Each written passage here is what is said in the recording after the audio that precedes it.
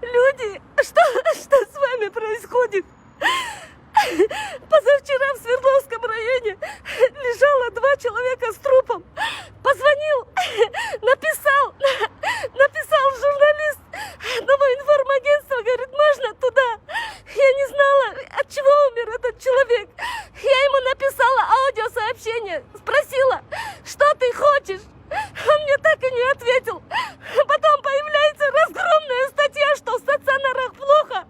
А сейчас мне пишет руководитель.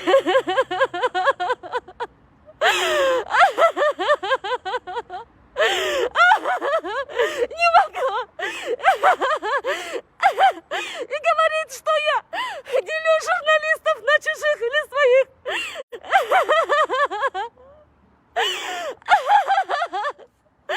За что? За что? Это же красная зона. У меня нету СИЗов для журналистов. Мне плохо. Нет. Почему меня обвиняют на то, что... Как я могу пустить людей в красную зону, когда нету СИЗов для врачей? Люди, остановитесь! Остановитесь! Сейчас идет война! Я не давала никакому журналисту разрешения. Акипресс, почему вы ссылаетесь на меня? Я никого не пускала! Я временами отключаюсь от усталости. Посмотрите, да? Хорошо, да, я получаю капельницы тоже, я болею. Я сейчас выложу скрин, как меня обвинили, что я делю людей. Что я сделала не так? Почему вы должны меня обвинять, что я кого-то пускаю? Я не бог, чтобы кого-то пускать, не пускать. Я защитила один раз, когда 2 трупа лежало в Свердловском ФОКе, 2 трупа.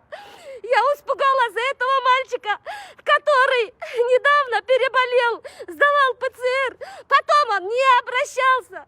Спросите у любого журналиста. Я в любое время дня и ночи даю информацию, веду прямые эфиры.